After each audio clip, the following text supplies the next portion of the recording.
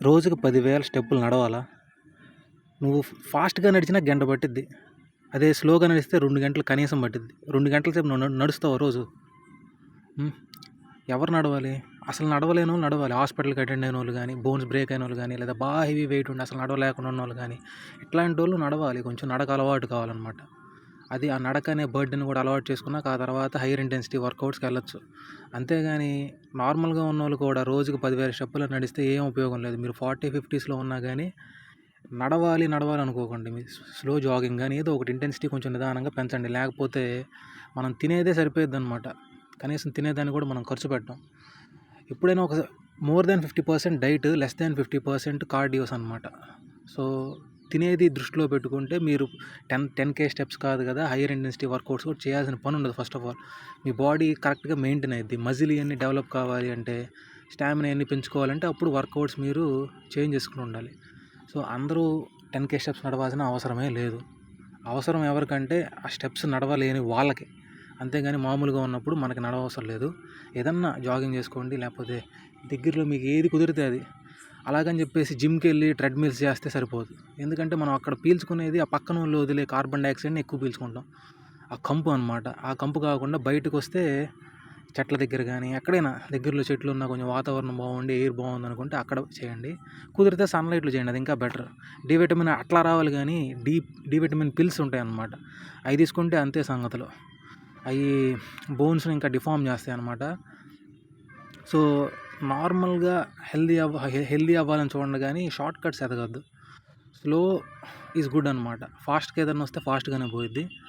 So 10K steps ఇట్లాంటివి కాకుండా మనకి ప్రోగ్రెసివ్గా నిదానంగా మనకి ఇంప్రూవ్మెంట్ కనపడుతూ ఉండాలి.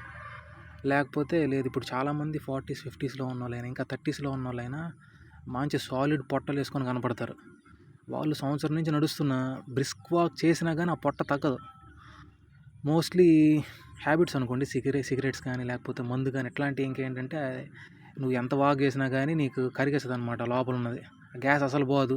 నువ్వు ఫాస్ట్గా పరిగెత్తినా లేకపోతే యోగా కానీ ఏదైనా కొంచెం స్ట్రెన్యూస్ ఎక్సర్సైజెస్ చేస్తేనే ఆ పొట్టకి కొంచెం స్ట్రెస్ పడితేనే కరిగిద్ది. చెమట కక్కాలిగా, చొక్కా అంతా తడిసిపోవాలి. ఊరక పైన మెడ దగ్గర తడిస్తే సరిపోదన్నమాట. ప్యాంటు కూడా తడిసిపోయి ముద్దయిపోవాలి. అట్లా వర్కౌట్ చేయాలి. మీరు 50 ఏళ్ళు అయితే అంతగా శ్రమించాల్సిన పని లేదనుకోండి.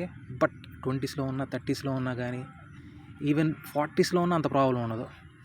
సో అంతేగాని చెమట పట్టకుండా తగ్గాలి అనుకుంటే అది మీ అమాయకత్వం అనమాట.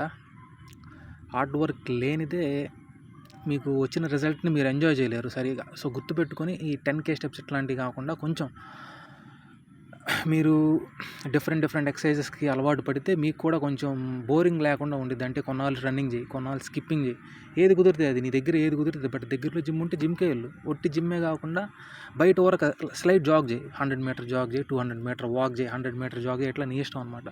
కొంచెం వెరైటీ పెట్టుకుంటే నీకు బోర్ కొట్టదు. కుదిరితే పక్కన మీ వైఫ్తోనో, గర్ల్ ఫ్రెండ్తోనో, లేకపోతే ఎవడో ఒకడు బాయ్ ఫ్రెండ్తోనో ఎట్లానో వెళ్ళండి. బోర్ కొట్టకుండా లైఫ్ని ఎంజాయ్ చేయండి. ఈ కార్డియోస్ కానీ సమ్ కైండ్ ఆఫ్ వర్కౌట్ చేయడం వల్ల ఏంటంటే మనం బయట ఎక్స్పీరియన్స్ చేసే స్ట్రెస్ఫుల్ లైఫ్ అంతా కొంచెం ఎంతో కొంత స్ట్రెస్ తగ్గిద్ది, కొంచెం రిలీఫ్గా ఉంటావు.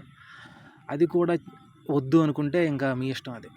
ఎప్పుడు బాస్ చవాట్లు తినడం, లేకపోతే ఇంటికి వస్తే గొడవలు పడటం, సేమ్ అదే తలనొప్పి ఎందుకు. అప్పుడప్పుడు బయటికి రండి. మీరు ఎంత బిజీగా ఉన్నా బయటకు వచ్చి కనీసం ఏదో ఒక పని చేయండి. వర్కౌట్ చేయొద్దు అనుకుంటే ఎవడో ఒకటికి హెల్ప్ చేయి. అంతేగాని కూర్చొని మూడో వాడి గురించి సోది మాత్రం పెట్టద్దు. That's not a good habit. Hope you understand. Bye.